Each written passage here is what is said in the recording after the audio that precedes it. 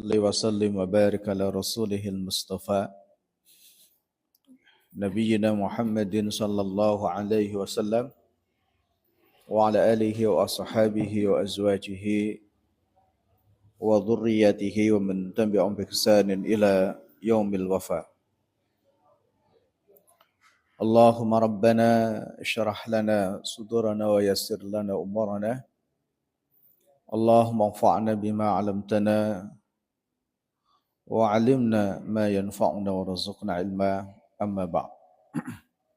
Bapak Ibu rahimakumullah, ya alhamdulillah atas rahmat Allah, atas karunia Allah Subhanahu wa taala, di petang hari ini saya bisa hadir silaturahim di hadapan Bapak Ibu semuanya, dan mudah-mudahan semua yang hadir senantiasa mendapatkan limpahan rahmat dan karunia Allah Subhanahu wa taala, ya. Amin Allahumma amin. Dan sebelumnya mohon maaf ya, pada pekan kemarin saya tidak bisa hadir. Ya, nyun sewu, ada urusan yang qadarullah Allah sampai sore belum bisa selesai. Ya. Insyaallah kita lanjut tadabbur kita. Pangapunten masih di surah Al-Insyiqaq, yaitu di penutupnya. Yaitu di ayat ke-25. Yaitu pada firman Allah Subhanahu wa taala, illal ladzina amanu wa amilus solihat lahum ajrun ghairu mamnun. Kecuali mereka yang beriman dan beramal soleh, lahum bagi mereka ajrun pahala ghairu mamnun yang tidak terputus. Bapak Ibu, monggo kembali dicermati keseluruhan dari surah Al-Insyiqaq. Hal penting yang dibahas di dalam surat Al-Insyiqaq, di penutupnya sebenarnya yang perlu kita dalami lagi aspek pembahasannya. Ayat itu diawali dengan kata illah. Kalau dalam bahasa kita, pengecualian. Nah, illah ini dalam bahasa kita adalah kecuali. Punya makna pertama adalah taksis, Bapak Ibu. Punya makna taksis. Apa yang dimaksudkan taksis itu? Illah ini, ambil contoh kalau panjenengan membaca wal asri innal insana lafi khusrin illal ladzina amanu dan seterusnya. Jadi illah ini membatasi pemahaman atau mengkhususkan kepada pemahaman, seakan-akan Allah mengatakan begini, semua orang yang menolak Al-Quran, tidak mengimani Al-Quran, sekalipun dia mengaku beriman terhadap Quran, ketika ia tidak mengimani Quran, mengabaikan Quran, maka dia pun juga masuk dalam kategori orang-orang yang akan mendapatkan kemurkaan dari Allah Subhanahu wa taala. Karena sebelumnya bicara tentang wa idza quri'a 'alaihimul Qur'anu la yasjudun. Sekalipun mereka dibacakan Al-Qur'an, mereka tidak bersujud. Nah, bagaimana dengan kita? Kita ketika membaca Al-Qur'an, memahami Qur'an, suasana batin kita bagaimana? Mengimani ataukah tidak? Ketika orang itu tidak mengimaninya, sekalipun ia mengaku beriman, maka di sini para ulama berpendapat, jika dia kafir atau tidak beriman dan dia yakini sepenuhnya terhadap sebagian ajaran Al-Quran, entah sebagian besar, entah sebagian kecil, pangapunten, maka ia tetap masuk dalam kategori orang-orang kafir. Sehingga memang di sini Bapak Ibu, dalam pembahasan akidah itu sangat serius. Jika orang menafikan Quran, apakah itu masuk dalam kategori orang yang keluar dari agama ataukah tidak? Al-khuruj minal millah. Artinya dalam bahasa lain disebut murtad ataukah tidak? Ketika orang itu secara terang-terangan tidak mengimani ajaran Al-Quran. Gitu. Ada sebagian orang mengatakan, yaitu sudah keluar dari Islam. Karena kafir terhadap sebagian Quran itu dianggap kafir semuanya. Orang yang tidak mengimani sebagian dari pembelajaran Al-Quran, sementara itu jelas Al-Quran adalah wahyun minallah, wahyu Allah Subhanahu wa taala, maka bahkan hurufnya, sebagian ulama dalam mazhab Syafi'i ada yang mengatakan, misalnya begini, ada satu huruf yang itu sesungguhnya bagian dari Quran. Tapi ketika orang tidak mengimani itu bagian dari Quran, hurufnya saja, maka dianggap kafir. Termasuk ketika orang tidak mengimani bagian dari ayat. Padahal itu jelas, itu adalah bagian dari ayat Al-Quran. Termasuk juga di dalamnya adalah pengajarannya. Nah, Bapak Ibu, kembali ke sini, ilal ladzina amanu, pengkhususan itu hanya kepada mereka yang beriman kepada Allah Subhanahu wa taala dan beramal soleh. Maka kembali lagi tentang makna iman di situ. Makna iman di dalam ayat itu apa? Iman terhadap Quran atau terhadap seluruh apa yang harus diimani, meyakini tanpa ada keraguan sama sekali. Maka mereka mengatakan al-yaqin, iman itu adalah keyakinan. Al-yaqinu, yang la syakka fih, tidak ada keraguan di dalamnya. Jadi orang mengimani sesuatu yang tidak ada keraguan sama sekali. Itulah yang disebut iman. Kalau kemudian orang mengaku iman, tapi masih ada sebagian yang diragukan, maka tidak disebut beriman. Maka di surah Al-Baqarah itu ada satu penggalan ayat, afatu'minuna bi ba'dil kitab wa takfuruna bi ba'dil kitab. Fama jazaa'u may yaf'alu dzalika minkum illa khizyun fil hayatid dunya wa yaumal qiyamati yuradduna ila asyaddil 'adzab. Wa mallahu bighafilin amma ta'malun. Apakah kalian kafir terhadap sebagian Alkitab dan beriman terhadap sebagian yang lain? Bagaimana mungkin orang hanya mengimani sebagian tapi kafir terhadap sebagian? Tidak bisa, Pak Ibu. Ketika orang iman terhadap Quran, ya keseluruhannya. Semua pembelajarannya mulai dari Al-Fatihah sampai An-Nas. Ketika ada sebagian saja yang ditolak, maka tidak masuk di dalamnya. Sehingga ketika kemudian ayat ini, Pangapunten, dihubungkan dengan ayat sebelumnya, wa idza quri'a al Qur'anu la yasjudun balil ladzina kafaru yukadzibun. Ketika Quran disampaikan di hadapannya, dijelaskan maksudnya dan seterusnya, tapi dia kafir terhadapnya, walaupun dia mengaku beriman, maka masuk dalam kategori mereka yang balil ladzina kafaru yukadzibun.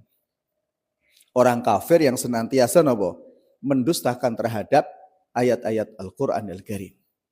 Nah, mereka yang mendustakan terhadap ayat-ayat Al-Quran, kata yukadzib, mendustakan, bukan berarti mereka tidak paham. Karena sesungguhnya, Pangapunten sangat, kalau kemudian kita lihat sejarah, Al-Quran dulu awal pertama kali diturunkan oleh Allah, objeknya ini orang kafir.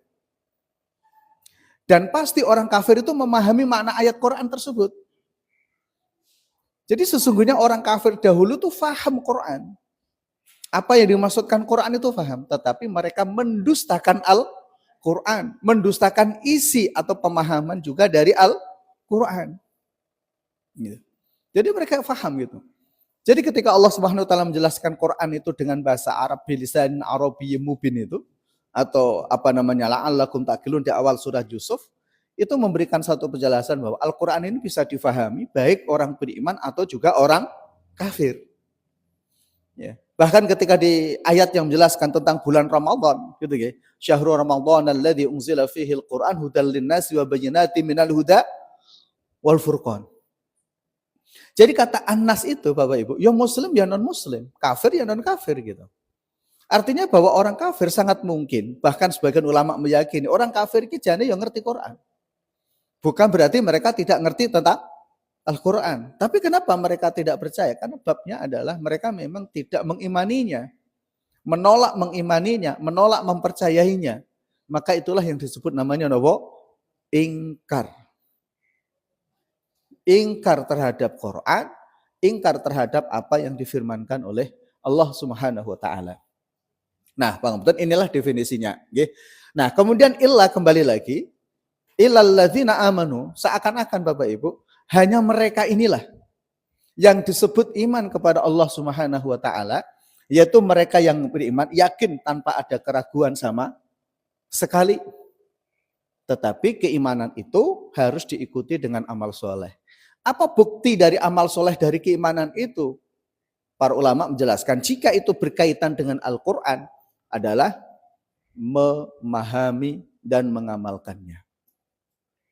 Maka kewajiban kita terhadap Al-Quran, Bapak Ibu, kewajiban kita terhadap Al-Quran adalah mengimani Al-Quran, kemudian mempelajari Al-Quran. Nah, mempelajari dari sisi apa? Satu, membacanya. Supaya kemudian orang bisa membaca Al-Quran. Setelah orang mempelajari cara membaca Al-Quran, adalah mempelajari apa yang dimaksudkan oleh Al-Quran tersebut. Maka kemudian sebagian ulama mengatakan belajar Quran, termasuk di dalamnya adalah memahami yang kemudian hari disebut namanya tafsir, itu adalah kewajiban. Itu kewajiban. Maka termasuk di dalamnya nyun sewu para ulama ketika membuat urutan belajar itu, salah satu di antara adalah Quran itu prioritas. Jadi Quran itu prioritas. Karena Rasulullah SAW menjelaskan, taraktu fikum amroini ma intamasaktum bihima lan tadillu abadah. Aku tinggalkan kepada kalian dua hal. Selama kalian itu berpegang teguh dengan kedua hal itu, kalian tidak akan pernah tersesat selama-lamanya. Apa itu? Kitabullah wa sunnati rasulih. Ya kitab Allah dan sunnah Rasulullah sallallahu alaihi wasallam. Nah, bagaimana orang tidak bisa tersesat ketika tidak biasa memahaminya? Maka kenapa banyak orang yang tersesat? Karena enggan memahaminya, enggan mengimaninya. Ketika mereka mengimani, kemudian mereka memahami, maka insya Allah tidak akan pernah tersesat. Kemudian meyakininya, kemudian mengamalkannya, memperjuangkannya, dan mendakwahkannya. Dan itulah kenapa Rasulullah SAW mengatakan, khairukum man ta'alamal Qur'ana wa'allamahu. Jadi orang yang terbaik itu ya belajar Quran dan mengajarkan Quran. Apa maksudnya? Tidak boleh meninggalkan mengilmui Quran. Jadi Quran itu harus diilmui. Sunnah-sunnah Nabi SAW yang menjelaskan terhadap Quran itu juga harus diilmui. Berarti kesimpulan lain apa? Ngaji itu wajib. Ngaji yang memang yang sewu tujuannya adalah untuk mempelajari Al-Quran. Nah, baik kembali tadi. Sehingga kemudian ilal ladzina amanu wa amilus shalihat. Mereka yang beriman dan melakukan amal soleh. Mereka yang melakukan amal-amal kebaikan, ya ada sholat dan seterusnya, zakat dan seterusnya, perintah-perintah Al-Quran. Karena kemudian ketika orang mengaku iman terhadap Quran, tapi kalau tidak mengamalkannya, maka itu dusta. Karena iman pun harus diikuti dengan mentaati apa yang harus diimani. Karena itu sudah konsekuensi. Maka di antara penjelasan para ulama itu apa? Min lawazimil iman. Di antara konsekuensi seseorang itu beriman, ya, kepada Allah, kepada Rasulnya, termasuk di dalamnya kepada Al-Quran, adalah mengamalkan apa yang diimaninya. Mengamalkan apa yang diimani itu ketika yakin sholat itu wajib ya dilakoni, yakin puasa itu wajib ya dilakoni, dan seterusnya dan seterusnya. Jadi kalau kemudian orang tidak melakukannya, maka nyusewu dianggap dusta imannya. Karena itu contoh Bapak Ibu, ada satu hadis Nabi SAW. Contoh ada satu hadis Nabi SAW. La yu'minu ahadukum hatta yuhibba li akhihi ma yuhibbu li nafsihi. Tidak beriman. Nah, salah satu di antara kalian sebelum kalian mencintai saudaranya seperti kalian mencintai terhadap diri sendiri. Jadi kalau kemudian kita melihat ayat hadis itu, seakan-akan orang yang tidak mengamalkan Islam itu tertolak imannya. Karena Nabi menggunakan kata la yu'minu ahadukum. Orang yang tidak mencintai saudaranya, padahal perintah Quran untuk mencintai saudaranya. Innamal mu'minuna ikhwah. Gitu ya. Bahwa semua orang beriman itu adalah bersaudara. Maka di antara makna persaudaraan itu adalah mencintainya. Nah, ketika orang itu tidak mencintai, apalagi kemudian menzaliminya, memfitnahnya, gitu, menggibainya, gitu, dianggap nyun sewu telah mengkhianati persaudaraan tersebut. Nah, orang yang mengkhianati persaudaraannya maka dianggap tidak beriman oleh Rasulullah Sallallahu Alaihi Wasallam. Itu contoh, jadi dalam memahami ayat Al-Quran Al-Karim. Nah, kemudian di situ Bapak Ibu ada kata as-solihat. Maka para ulama menjelaskan yang disebut amal soleh itu apa? Gitu ya. Jadi para ulama menjelaskan perbuatan itu disebut sebagai amalun solihun, amal soleh. Ya. Pertama adalah yang diperintahkan. Ya. Alladzi umira. Jadi amal yang diperintahkan. Kemudian juga amal yang wayunha dilarang. Orang melakukan apa yang diperintahkan dan meninggalkan yang dilarang. Itulah yang kemudian disebut namanya amal soleh. Kalau kebalikannya, maka tidak masuk dalam kategori amal soleh. Ya, misalnya orang justru melakukan apa yang dilarang dan meninggalkan apa yang diperintahkan. Ya. Kemudian kedua, disebut sebagai amal soleh. Kembali lagi adalah al-imanu bih. Mengimani bahwa itu amal soleh yang diperintahkan. Ya. Al-imanu bihi. Ketika orang Bapak Ibu mengamalkan sesuatu tetapi ia tidak yakin bahwa perbuatan itu diperintahkan, maka tidak masuk dalam kategori amal soleh. Disitulah nyun sewu Rasulullah tegas, man ahdasa fi amrina hadza ma laisa minhu fahuwa raddun. Kalau orang beramal dan amal perbuatan tersebut dengan niat ibadah yang tidak memiliki dalil sama sekali, tidak ada dasarnya sekali dalam Islam, maka tidak masuk dalam kategori apa? Amal soleh. Amal itu mardud, tertolak. Gitu ya. Man amila amalan laisa alaihi amruna fahuwa raddun. Gitu ya. Puasa misalnya, ini penting juga. Kenapa Rasulullah sallallahu alaihi wasallam mengatakan man shoma ramadhanan imanan wa ihtisaban ghufira lahu ma taqaddama min dzambi. Di situ ada iman. Jadi orang melakukan puasa Ramadan itu dengan apa? Iman. Apa yang dimaksudkan? Para ulama menjelaskan, mengimani puasa Ramadan itu wajib. Gitu. Mengimani puasa Ramadan itu wajib. Ada seorang sahabat yang matur kepada Nabi begini, ya Rasul, nanti bisa panjenengan lihat di hadis Arba'in An-Nawawiyah nomor yang ke-22. Ada seorang sahabat yang matur kepada Nabi SAW begini, ya Rasul, kalau aku sholat 5 waktu, kalau aku puasa di bulan Ramadan, aku menghalalkan yang halal, mengharamkan yang haram, dan tidak menambahkan apapun dari itu. Apakah aku masuk surga? Maka Nabi menjawab, na'am. Melaksanakan sholat yang paling penting di situ, yang digarisbawahi oleh para ulama adalah menghalalkan yang halal dan mengharamkan yang haram. Maksudnya Bapak Ibu, ketika Al-Quran mengatakan halal, yaitu kita katakan halal. Kalau Al-Quran mengatakan haram, itu kita katakan haram. Mengimani bahwa itu halal dan kemudian melakukannya, mengimani bahwa itu haram dan meninggalkannya. Kenapa ada kata iman? Meyakini. Kalau kemudian orang tidak meyakini bagaimana? Misalnya nyosewu, orang berzina tapi tidak meyakini zina itu dosa. Orang tidak meyakini bahwa zina itu dilarang. Itu berbeda nanti statusnya Bapak Ibu. Nyosewu, ini ada 2 orang misalnya, sama-sama mencuri atau sama-sama berzina. Satu meyakini zina itu haram, dosa bagi dirinya. Dan itu dilarang oleh Allah gitu. Tapi dia melakukannya. Gitu. Terus kemudian satunya lagi juga berzina, tapi dia meyakini bahwa itu enggak ada larangan apapun. Ini hak pribadi, dia menganggap itu hak asasi manusia misalnya. Agama tidak boleh masuk ruang privat saya misalnya. Kan dulu rame begitu. Agama tidak boleh masuk ruang privat manusia. Itu problem lagi itu. Karena manusia itu juga mengatur masalah privat gitu.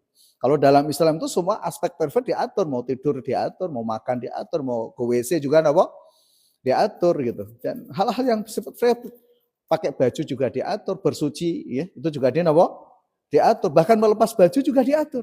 Itu hal-hal yang bersifat privat. Ya. Tapi ada orang yang mengatakan bahwa agama tidak boleh mengatur privat seseorang. Nah, itu problem lagi nih. Ya. Bahkan tidak boleh gitu ya.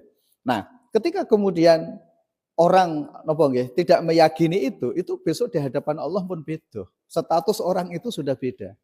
Orang yang masih meyakini zina adalah dosa, itu adalah larangan Allah bagi dia sebagai seorang muslim.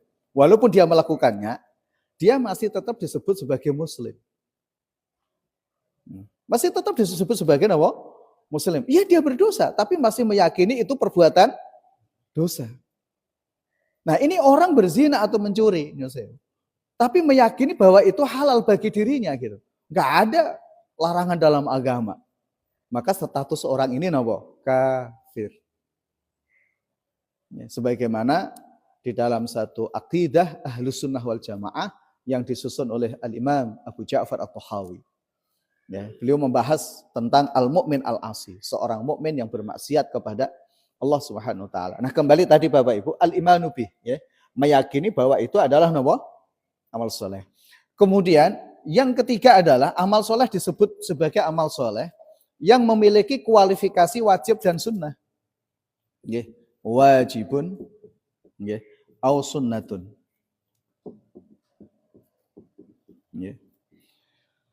Bagaimana dengan amalan yang mubah? Amal mubah itu masuk dalam kategori amal soleh tergantung pada niatnya. Itu nanti kalau di pembahasan fikihnya. Tapi secara keseluruhan termasuk ini yang disampaikan oleh beliau Al-Imam An-Nawawi. Jadi amal soleh masuk dalam amal soleh jika itu berkriteria wajib. Seperti sholat fardu, zakat, puasa di bulan Ramadan yang wajib mawon. Termasuk sholat sunnah. Itu masuk dalam kategori amal soleh. Sesuatu yang makruh tidak masuk amal soleh. Apalagi sesuatu yang haram. Nah, amal solehnya bukan dari sisi melakukannya. Tetapi meyakini haram adalah haram dan meninggalkannya. Meyakini bahwa itu makruh dan berusaha untuk menjauhinya. Karena sesuatu yang makruh itu susah ditinggalkan. Kalau definisi para ulama ahli fikih itu makruh itu. Dilakukan tidak masalah gitu. Kalau ditinggalkan mendapatkan apa? Pahala. Contohnya apa makruh nih? Kalau makanan. Segala sesuatu yang berbau tidak sedap. Itu masuk dalam kategori makruh. Jengkol. Maka ada hadis Nabi, nanti bisa panjangan persani di hadis Riyadhus Shalihin bab tentang al-manhiyat larangan. Nabi itu melarang makan bawang putih. Ada yang senang bawang putih? Dimakan gitu maksudnya. Kalau dicampur dengan yang lain dibuat bumbu enggak. Karena itu baru aromanya hilang. Jadi yang menjadikan alasan makruh itu aromanya. Rasulullah melarang bukan karena zatnya, tapi karena akibat makan bawang putihnya. Jadi kadang-kadang larangan itu bukan, ada kalanya larangan itu karena zatnya, ada karena akibat. Ya contoh bawang putih tadi, secara zatnya itu halal. Secara zat itu halal. Nabi melarang bukan karena zatnya, bukan karena bawang putihnya, tapi karena baunya. Yang berakibat orang terganggu sebab baunya. Karena di situ Rasulullah menjelaskan, ketika Rasulullah SAW mau pergi ke masjid, di masjid itu ada seorang sahabat yang barusan makan bawang. Malaikat itu pergi meninggalkan masjid. Dan maka Rasulullah pun mengatakan, barang siapa yang memakan bawang putih jangan sekali-kali mendekati masjid kami. Karena malaikat itu terganggu sebagaimana manusia juga terganggu. Maka itu kenapa dianjurkan orang sebelum ke masjid bersiwak. Bersiwak itu tujuannya supaya aroma mulut itu bersih, hilang, menetralisir. Kalau tidak bisa bersiwak dengan kayu arok, ya bersiwak dengan gosok gigi yang sudah biasa dilakukan itu. Nah, kembali tadi, ya. Nah, jadi yang kategori dalam amal soleh. Nah, kemudian meyakini juga bahwa Allah memberikan pahala baginya, lahu ajrun. Ya. Ya. Meyakini bahwa ada pahala di dalamnya. Jadi kalau orang melakukan amal soleh, gitu ya. Dan Allah berjanji, Allah akan memberikan pahala bagi orang yang melakukan amal soleh. Maka muncul pertanyaan begini, orang sholat karena pahala, itu termasuk ikhlas atau tidak? Termasuk ikhlas karena Allah. Ya, walaupun kepada Allah itu punya pamrih, gitu ya. Pamrihnya diparingi pahala, pamrihnya diparingi swarga dan seterusnya. Itu ikhlas. Tetapi memang sebagian ulama ahli spiritual atau para ulama ahli tasawuf itu mengatakan tingkatan ikhlas tertinggi itu tidak berharap apapun. Yeah. Jadi tingkatan ikhlas tertinggi itu tidak berharap apapun. Tapi mungkin enggak orang tidak berharap. Ya mungkin saja. Itu kenapa ada lagu syair ilahilas tulil firdausi ahla wala aqwa ala naril jahimi. Dia matur kepada Allah, ya Allah, saya itu enggak pantas kalau masuk surga Firdaus. Tapi juga enggak kuat kalau masuk neraka jahanam. Lah terus karepmu piye? Dikai swarga rumong suara pantes, dikok neraka ora kuat. Maka orang ini hanya minta, ya Allah, saya minta satu saja. Semua dosaku dimaafkan. Itu sudah cukup. Nah, kenapa? Karena Allah janji orang yang tidak ada dosa pada dirinya pasti di surga. Orang sudah enggak ragu lagi. Gitu. Makanya kemudian sebagian ulama mengatakan begini wis to, sing penting awakmu ki salat. Sing penting lakoni apa sing diperintahke kali Allah. Dikai swarga monggo, dikai neraka monggo. Tetapi Allah tidak akan pernah mengingkari napa? Janjinya. Karena orang yang beriman dan melakukan amal soleh diparingi surga kali Allah. Pun betul usah mikir swarga. Karena swarga itu sudah dijanjikan oleh Allah. Itu nasihat-nasihat para ulama ahli spiritual itu. Bahkan nggak perlu kamu berpikir, ngapunten sangat gitu nggih. Termasuk diantaranya adalah Abul Hasan Asy-Syadzili ketika beliau mengatakan begini. Kan kadang-kala begini, ada orang sholat takut kalau sholatnya tidak diterima. Itu benar memang, ada hadis yang diriwayatkan oleh Imam Ahmad. Tetapi kalau itu menghantui pikiran, itu jadi problem. Maka rojaklah kepada Allah berharap. Ya Allah, kula pun sujud. Yakin bahwa Allah akan menerima sujudnya. Jadi orang ditakdir sujud oleh Allah itu sudah anugerah tersendiri. Karena ketika orang itu sujud karena Allah, semua anggota yang dia gunakan sujud itu besok bersaksi di hadapan Allah. Nyun sewu sangat. Kalau panjenengan sholat fardu dan setelah sholat fardu sholat sunnah, kenapa pindah tempat?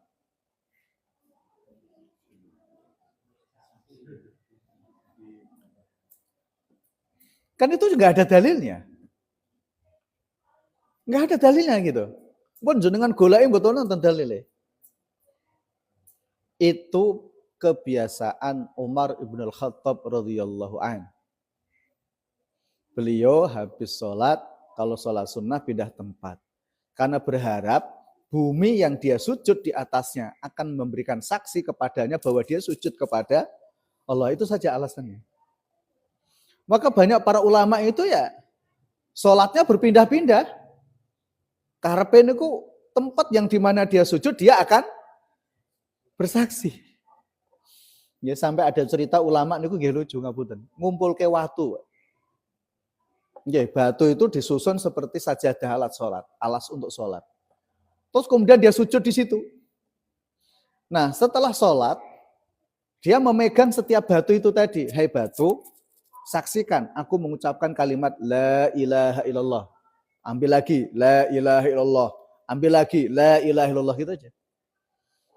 Ya seperti itu gak ada tuntunannya juga, tetapi itu keyakinan bahwa karena tempat yang dimana dia sujud akan bersaksi. Nah dalilnya nopo? Di surat Yasin.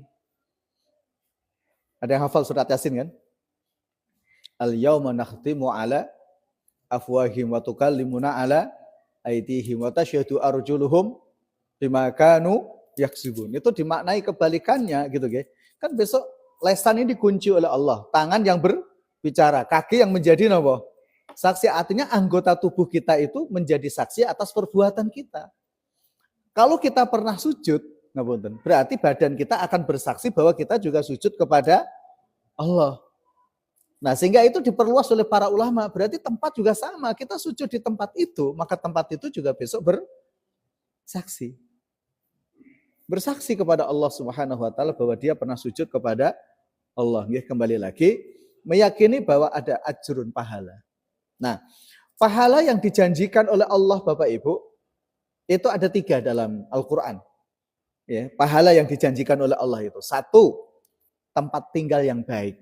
Itu yang disebut namanya apa? Surga. Maka kalimat dalam Al-Quran misalnya, فَأَمَّا مَنْ خَافَ مَقَامَ رَبِّهِ وَنَهَى النَّفْسَ عَنِ الْهَوَى فَإِنَّ الْجَنَّةَ هِيَ الْمَأْوَى. Nah di sini nih, hiyal ma'wanya itu. Bahwa surga adalah tempat kembali. Tempat tinggal manusia itu mana? Ya surga. Itu pahala yang dijanjikan oleh Allah. Dan di dalam surga ada banyak kenikmatan. Jannatun na'im. Gitu. Maka yang seringkali guyonan saya, penting juga kita berimajinasi tentang surga berdasarkan ayat-ayat Quran. Gitu. Di surga itu begini, begini, begini. Monggo imajinasi. Tetapi kenikmatan yang dijanjikan oleh Allah itu melampaui imajinasi manusia. Maka Allah kata dalam hadis qudsi, Rasulullah katakan mala ainun ra'at wala udhunun sami'at wala khatara ala qalbi bashar gitu. Ala qalbi bashar gitu. Jadi kenikmatan yang tidak pernah dilihat oleh mata, tidak pernah didengar oleh telinga, yang tidak pernah dirasakan, tidak pernah terlintas juga. Coba. Menurut panjenengan misalnya, makanan yang paling enak di dunia ini. Karena nggak pernah meninggalkan Jogja, ya paling makanan enak Jogja gudeg. Malah pun jenengan bisa sebut makanan yang paling enak, minuman yang paling enak monggo. Tapi surga lebih dari itu. Surga lebih dari itu. Gitu ya. Nah kedua, pahala yang dijanjikan oleh Allah Subhanahu wa taala adalah ampunan. Maaf itu. Maaf itu. Maka seringkali mesti ada kata maghfiratan. Ya, ada ampunan yang dijanjikan oleh Allah. Kenapa demikian gitu? Karena tidak ada seorang pun masuk surga yang masih dia membawa dosa, enggak ada. Jadi orang masuk surga itu sudah bersih. Nah, orang yang bersih dari dosa ada beberapa sebab, maka termasuk kisah tentang kisos. Orang yang punya kesalahan, kezaliman kepada sesama manusia, jangankan itu hutang, gitu. Allah tidak akan memasukkan orang ke surga sekalipun dia mati syahid kalau punya hutang belum dibayar. Saya itu, misalnya nih, ono paijo mati, wonge apik, soleh, semua orang bersaksi dia orang baik, tapi dia punya hutang, gitu. Maka hutang dia ini ngapunten menahan dirinya masuk surga. Ya, jadi hutangnya itu menahan dirinya dari masuk surga. Nah, orang yang masuk surga besok ini harus diselesaikan. Maka urusan dengan manusia itu kudu rampung sik. Ya, karena menungso rampung, Allah memaafkan juga, baru dia masuk surga. Bisa jadi masuk neraka, bisa jadi tidak. Karena di situ Allah punya prerogatif, napa niku? Yaghfiru liman yasha wa yu'adzibu man yasha. Terserah Allah. Kalau Allah sudah mengampuni berarti nggak perlu ke neraka. Atau Allah membiarkan orang itu tetap ke neraka. Sebagaimana janjinya Allah juga. Orang yang berbuat dosa sekecil apapun dia akan masuk neraka. Tapi Allah mengampuni siapa saja yang Allah kehendaki. Nah kita tidak tahu kita termasuk yang masuk itu atau tidak, Allahu a'lam.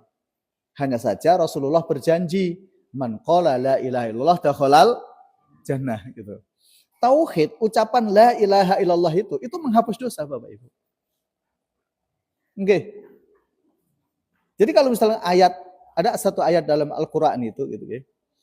Ketika Allah Subhanahu wa taala mengatakan fa'lam annahu la ilaha illa huwa wastaghfir lil mu'minin. Tidak ada ilah kecuali Allah Subhanahu wa taala. Tidak ada Tuhan selain Allah Subhanahu wa taala. Kemudian apa? Wastaghfir lil mu'minin. Jadi di dalam ayat itu Allah Subhanahu wa taala menjelaskan setelah orang itu mengakui tauhid kepada Allah Subhanahu wa taala, maka orang harus meminta maaf. Meminta maaf. Nah, orang yang kemudian selesai urusannya dengan manusia, selesai urusannya dengan Allah Subhanahu wa taala, maka dia akan masuk surga. Maka sebagian ulama mengatakan di dalam ayat itu juga menjelaskan ucapan tauhid la ilaha illallah itu menghapus dosa. Jadi tauhid itu menghapus dosa. Maka itu kenapa ulama dahulu menganjurkan untuk memperbanyak mengucapkan kalimat apa? La ilaha illallah. Biasanya ba'da sholat nih kok, la ilaha illallah, la ilaha illallah. Nah, gitu. Ya, karena orang dulu itu memang kudu diajari. Nah, zaman saat ini kan benten-benten nggih. Nah, adapun zikir setelah sholat dikeraskan atau dilirihkan itu masalah ijtihad masing-masing. Saya dulu di pesantren itu juga macam-macam. Ada satu guru saya itu, kalau ada santri setelah sholat zikir keras, itu dimarahin. Ojo kenceng-kenceng, ganggu liyane. Zikir dhewe wae. Nah, gitu. Tapi ada juga satu guru saya itu, zikir kok menengai, sing koncomu ora iso, sing keras. Wah, gitu. Iya macam-macam. Artinya bab itu mboten usah dibahas sing. Karena itu masalah khilafiyah saja, gitu ya. Dikeraske nggih monggo, dilirike nggih monggo, tergantung kesepakatan mawon, gitu ya. Tapi kalau ditanya mana yang paling bagus, tergantung situasi jamaahnya. Kalau jamaahnya itu sudah paham semua zikir setelah sholat, yang bagus ya lirih, pelan, ya. Zikir awake dewe-dewe kalih Allah. Kalau semuanya sudah bisa, tapi kalau ada sebagian yang belum bisa, maka Nabi mengajarkannya. Maka Nabi ngapunten sanget, kenapa setelah sholat Nabi itu menghadap ke jamaah? Ya, setelah sholat Nabi menghadap ke jamaah. Walaupun menghadapnya ya macam-macam, ada sebagian yang menghadap full, sebagian ulama ada yang rodok miring sithik gitu ya. Kadang-kala imam yo beda-beda, wis pokoke sementing miring, mbok karepe apa kula radong niku. Gitu nggih. Tapi tujuannya adalah bahwa satu, sholat itu sholat jamaah sudah selesai. Tanda sholat jamaah selesai itu Nabi pindah posisi. Gitu ya. Yang kedua, kalau Nabi zikir dengan keras termasuk dalam riwayat Bukhari yang disampaikan oleh Ibnu Abbas radhiyallahu an, sahih hadisnya, Nabi menghadap dan kemudian membimbing zikir terhadap jamaahnya. Jadi maka itu para ulama ya beda-beda. Kalau memang jamaahnya ada yang belum tahu ya tujuannya untuk itu. Gitu ya. Kembali tadi tentang lahu ajrun ya, pahala yang dijanjikan oleh Allah Subhanahu wa taala, satu tempat tinggal tadi ya, yaitu berupa apa? Surga ya, dengan seluruh kenikmatan yang ada di dalamnya. Yang kedua adalah ampunan. Yang ketiga apa? Derajat di surga yang terus naik. Kedudukan dan posisi surga yang terus naik. Contohnya apa? Baca Quran. Contohnya baca Quran. Orang yang ketika di dunia, ngapunten nggih, seneng maca Quran. Orang yang ketika di dunia ini seneng maca Quran. Sampai khatam diulang lagi, khatam diulang, karena saking senengnya maca Quran. Gitu ya. Sampai yang dulu pernah saya cerita, ada seorang ustadz yang hafal Quran, gitu ya. Itu pas Idul Fitri, pertemuan keluarga, ya untuk motivasi yang lain gitu. Beliau cerita sejak memang punya azam. Memang beliau sejak kecil ini, ustadz ini, itu seneng Quran. Beliau tinggal di Jakarta, tapi aslinya Pati, Jawa Tengah. Kemarin pas acara keluarga itu menyampaikan, saya sudah khatam Quran 1474 kali. Oke. Jadi memang sudah diazamkan. Sampai beliau, aku punya azam menghatamkan Quran 6.666 kali sebelum aku wafat. Allahu a'lam. Jadi memang beliau senang Quran. Jadi kalau perjalanan dari Jakarta ke Pati, walaupun sambil nyetir sendiri, kadang-kala bisa khatam sekali atau bahkan 2 kali. Kalau disetiri bisa 3 kali khatam. Dalam perjalanan dari Jakarta sampai ke Pati, baik kendaraan sendiri. Karena memang hafalannya sangat lancar dan bagus. Nah, Rasulullah katakan begini, orang yang senang membaca Quran, yuqalu lahu li sahibil Quran, gitu. Dalam hadis ini, nanti bisa jangan persani di hadis Riyadhus Shalihin bab tentang keutamaan membaca Quran. Dikatakan kepada orang yang ahli membaca Quran besok di surga, gitu ya. Naiklah, wartaqi, warattil kama turattil fid dunya, dan bacalah Quran itu dengan tartil seperti kamu tartil di dunia. Iqra wartaqi, warattil kama turattil fid dunya. Baca Quran itu dan terus kamu naik. Ibaratnya yang lift misalnya, nah, ini imajinasi saja. Di lift naik terus. Kenapa? Fa inna manzilataka, kedudukanmu di surga itu ditentukan oleh inda akhir ayatin taqra'uha. Ayat terakhir yang kamu baca. Jadi kalau orang misalnya pernah khatam Quran 1000 kali, 2000 kali, 3000 kali atau mungkin beribu-ribu kali, karena ulama dulu begitu. Masya Allah. Maka kedudukannya di surga itu sangat tinggi. Ya. Nah, sehingga kemudian kata falahum ajrun ghairu mamnun gitu nggih. Di penutup ayat itu nggih, falahum ajrun ghairu mamnun. Nah, pahala yang tidak terputus gitu. Yang diantara makna pahala yang tidak terputus itu adalah pahala yang dijanjikan oleh Allah Subhanahu wa taala itu terus berlipat gitu. Terus berlipat, terus berlipat, terus berlipat. Tidak ada habisnya. Sehingga posisi orang di surga, nyosewu, walaupun mungkin awalnya di derajat bawah gitu, tapi akan terus gitu. Karena ahli surga itu luar biasa kalau jangan baca di surat Al-Waqiah itu ala sururim maudunah mutakiina 'alaiha mutaqabilin. Kata mutaqabilinnya itu. Beberapa ahli tafsir menjelaskan ya saling berhadapan, ngobrol, saling mengunjungi satu dengan yang lainnya gitu. Ya, hanya saja tergantung amal solehnya masing-masing. Ya, tergantung amal solehnya masing-masing. Ya, nah itu yang masuk nyosewu kembali lagi tentang amal soleh, ya. Yakin bahwa amal yang diperintahkan dan amal itu dilarang, perintah dilakoni, larangan ditinggalkan, gitu ya. Al-imanu bih, mengimani amal tersebut. Ya. Terus kemudian apa? Masuk dalam kategori wajib dan sunnah. Mubah tergantung niatnya, gitu ya. Makruh, haram tidak masuk bagian dari amal soleh. Nah, kemudian meyakini bahwa Allah akan memberikan apa? Pahala. Dan pahala yang dijanjikan oleh Allah ada 3. Ya. 1 tempat tinggal yaitu surga. Yang kedua adalah apa? Ampunan. Kemudian yang ketiga adalah pahala yang tidak terputus. Pahala yang tidak terputus. Nah, contoh pahala-pahala yang tidak terputus itu yang seringkali disebut apa? Amal jariah. Kalau ada amal jariah berarti ada dosa jariah. Hati-hati di situ itu. Karena Rasulullah mengatakan, "Idza mata al-insanu inqata amaluhu illa min salasin." Kalau manusia itu sudah meninggal, maka semua amalnya apa? Terputus. Kecuali 3 hal. Yang pertama apa disebut? Shadaqatun jariyatun. Disebut namanya sedekah jariyah. Artinya segala amal perbuatan Bapak Ibu yang itu bermanfaat bukan hanya untuk dirinya, tetapi untuk orang lain. Bisa panjenengan persani, semua pahala besar yang dijanjikan oleh Allah itu mesti melibatkan orang lain. Itu pasti. Itu melibatkan orang lain. Amal-amal yang dijanjikan oleh Allah pahalanya yang sifatnya personal juga banyak yang besar seperti zikir misalnya. Puasa Ramadan jelas, sholat 5 waktu dan seterusnya.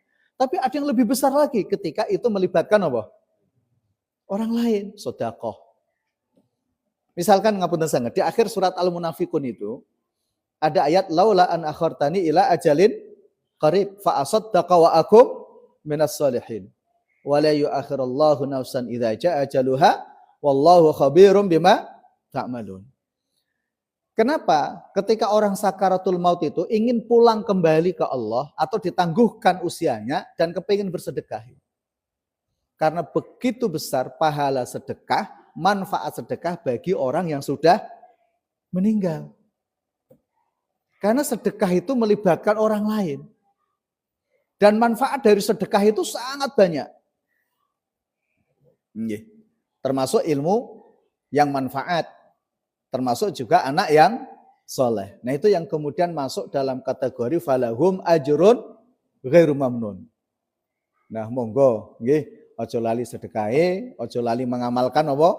Ilmunya, nggih, jangan takut untuk menjadikan anak itu soleh seberapapun besar biayanya. Karena anak soleh itu Masya Allah itu menjadi ajrun ghairu mamnun bagi orang tua kelak. Orang tua bisa memberikan syafaat kepada anak, anak juga bisa memberikan syafaat ke orang tua nek podo soleh. Nggih, tapi sudah Isya, insyaallah besok dilanjutkan. Mudah-mudahan ini manfaat. Allah alam bisawab. Subhanakallahumma hamdika, asyhadu an la ilaha illa anta astaghfiruka wa atubu ilaik. Kurang lebihnya mohon maaf. Assalamualaikum warahmatullahi wabarakatuh.